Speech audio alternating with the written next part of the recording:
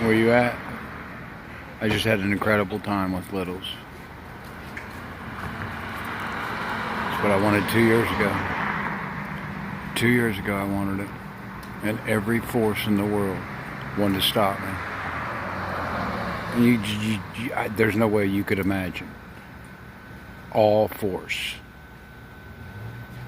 And J.C. Paul sent me because he knew. Every single time I came up against a hurdle, I was going to go around it. I was going to go over it. And he just knew. He knew. That's why he sent me. Where you at right now? Man, if I'm dead tonight, I still got to put those videos out today to littles. They take them away? They take them away then. I mean, that's just where I'm at. You see, Don Stacy taught me that back in the day at the trucking company. He was a Don, an Italian Don of a family, okay? Had many, many people responsible underneath him that he had to take care of. Many. But when I worked there when I was about 16 years old, 15, 16, 17, whatever, you know, a few years in that area, he knew I was different. He saw my eyes, he knew it, and he knew I had power. And he would have me take pass. Okay, that's what he would have me do. If he needed me to go do something or whatever I had to do, okay, because see, I can go do that before I ever go do it. This whole entire thing that I got going here about autism, I'm already finished with all of it. I was finished all of it before I ever left Jackson County, Missouri, and that was 2 years ago. Done with it. Done. Why? Because I can already take those paths. As autism, that's how fast I am inside myself. In absolution. I can take those paths. You know, Don Stacy would end up saying, you know, you taking that path? Yeah, I did it. I mean, that's how I am, a smart-ass little kid. Well, you know, there's a couple variables right over there. If I get to there and there's a couple variables, well, then what? Then there's that path, and then there's that path right there. Well, which path are you going to take? Don Stacy, I won't know until I get there, but I'm the one that knows. And I'm the one that's fastest at taking what path needs to be taken when I get there. Me. Because I've already taken that path. When you come up against me as a social thinking, social speaking, social living human being that's rolling at 99 and you're a knockdown from 100 where it used to be, and when I'm rolling, I'm not talking about that I run faster than you on the ground. I'm talking about what I've got going inside. And I'm rocking out at 102 or 103. Well, by the time we're racing a NASCAR at unrestricted 185 miles an hour, and we're on a road course, and we're coming up into a curve, okay? At that point, we're coming up into the curve. I have already went through that curve, and I've already seen myself come out the backside of that curve. I already have.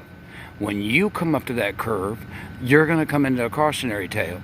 You're going to start backing off the throttle because is it wet? The ground, animals, darkness, and all that stuff starts going through your social conscience.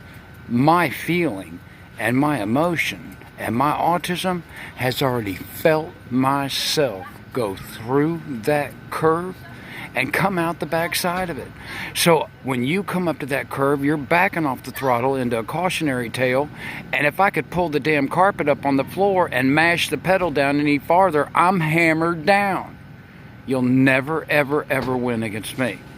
You'll find all the Fortune 500 companies here and if they're not already soon, I mean, you take Jay-Z and the situation he's in, every single player that's a real 1% player, they're going to have an Aussie right beside them all the time.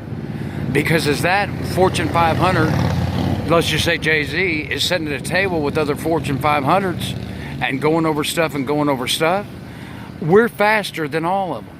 They want us to be right beside them.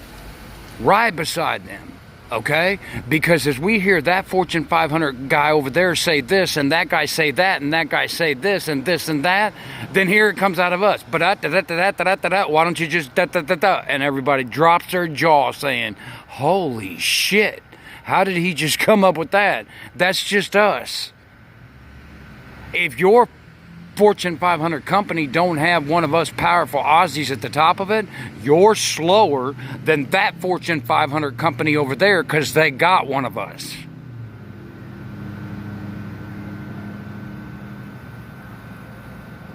Every time back in the day that I would take off and just go headstrong that I love to do, dive into shit, I'd get tuned up and hurt.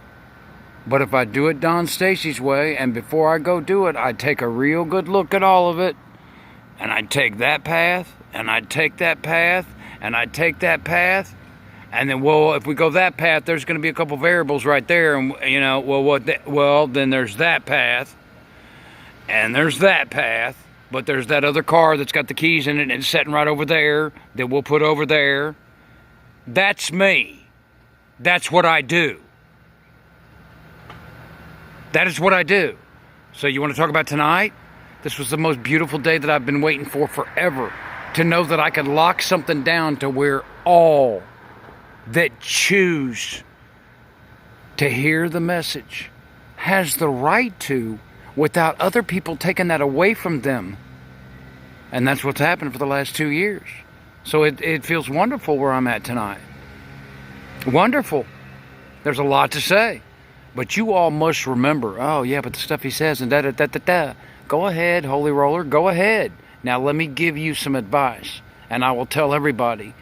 Basic rule of thumb for any politician, any priest, any preacher, anyone trying to convey a message. First, you entertain. Then when you get their attention, you deliver the message. Yet at the same time, even for me to entertain, like I said in the beginning, you're always going to get pure absolution of autism, not Hollywood's version of it. You're getting autism out of the heaviest, strongest, most powerful soul that walks this earth. So even the entertainment is still delivering the message. And then there's Guardrail Bible. And I told you, I'm about the littles. If you bigs want to eavesdrop, please do. If you don't want to, then don't. But I believe in free will. And I'm a positive push. I have been since the very beginning of this. Right down to the stuff that I would leave at Subway or this or that or there or whatever. I would leave those chips in every single city that I went to because I wasn't going to take one city's dirty laundry or whatever you want to say to the next city. That was that whole role that me and the FBI did.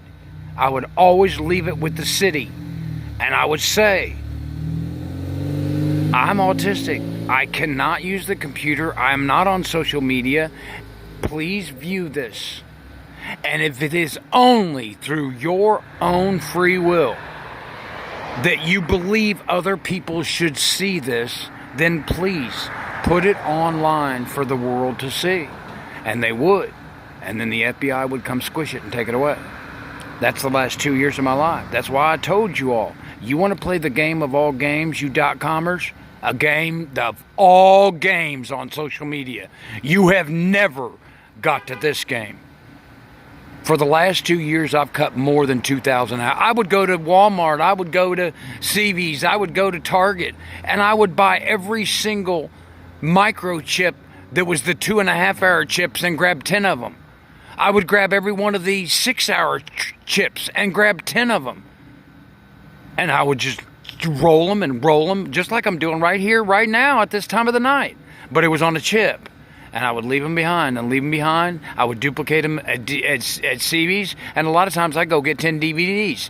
The archives off the same exact thing that I just got done cutting. And I'd go run them all over buses and this and that. One time I was in Burlington, Vermont. And they was hot on me and everybody knew it. And anybody that got in front of my camera, which were crumb snatchers, and they would try to get in front of my camera when I had it out. Or they knew I was going to drop. And they were following me around to see if they couldn't be the one to grab it. Because if you get my shit and put my stuff on your social media, you was it. You was going to blow up. You was it. Okay? I was on an ATM, a bus, like a bus for the city that runs around Burlington, Vermont, where Vermont University and all them little Jennies were. And I did it on a Kodak memory saver, which is like a USB, and you could just hold it in the palm of your hands. And there was a whole lot of information on that. You can put a lot of hours on that, okay, as far as those little microchips. And all them littles in the back of the bus jumped on the bus right when I got on from the bus stop, because they knew I was getting on, and they was all waiting to see where I was going and what I was going to drop. Well, when I got on that bus, all those little littles, like about 7 of them, high school, middle school to high school age, more like high school, and they're all sitting back behind me, and we're all in the back of the bus, and I get up and I get ready to get off the bus, and I just turned around and looked at all of them, and they're all just gazing right into my eyes. I held a USB up in my fingers like this right here, and I set it down on the bus seat, and I saw littles flying over bus seats and diving to get that USB. It was amazing to see all that diving for something that I did so they could grab it and take it. And this has been happening all over the United States for 2 years. All up and down the western coast, all up and down the eastern coast, and throughout the Midwest. New Mexico, Kansas City. I even went back through Kansas City. They just don't know I was there because I didn't tell nobody. Okay? All over. Down here in Florida and back out of Florida walking. And every one of these keys, Alza Murata, 2-3 chips left behind, and copied it in CVs. And Big Pine, Little Pine, Marathon, Key Largo. Oh, I spent a whole week in Key Largo. I spent a week in Queens, New York. I was down in Manhattan for a day. You all want to play the game of all games. I was in Las Vegas, Colorado. You want to play the game of all games. You start getting onto social media and you start finding all these people that have these chips. Because now they're all put them on. Because it's not about FBI no more. Now they'll all put them on. And you recreate the last 2 years of my life. And that is beyond even me sitting around here for 2 weeks and doing video for 2 weeks, because it was done over and over and over and over and over and over. Recreate the last 2 years of my life. Niagara Falls, crossing the Rainbow Bridge. I was videoing the whole damn time. Recreate the last 2 years of my life. Well, what about this? What about that? Well, I heard a guy's got it. Yeah, he's over in that state or this city or whatever, but he's trying to get money out of it and whatever. Well, fine. I don't give a shit about all that. It's your social media that you're playing. Go get it. Go find it. And you put the puzzle together of all puzzles. You play the social media game of all social media games. And you recreate my steps. And you recreate the last 2 years of my life. And the story to be told, well, it's going to be a book. And once that book is written, it's a 3-part movie. A 3-part movie. There's no way to put it in one movie. It's a 3-part movie. 3-part. And that movie is going to be made by autistic souls.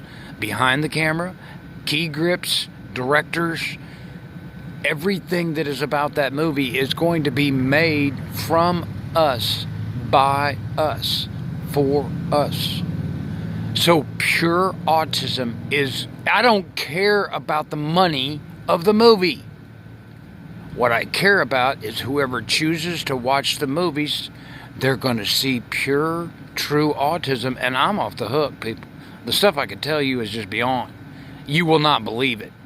And that movie will be made in absolution. Guardrail Bible with absolution from Ozzy.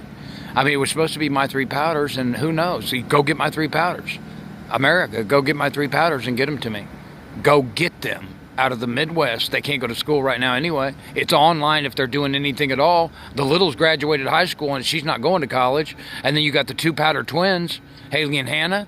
They was in college. If they still are in college, they're not in right now because of the bug. And anything they're doing is online that they could do here on a boat. They could do it anywhere. They have the time right now. They can't even do shit right now. And I could finish my game in 2 weeks.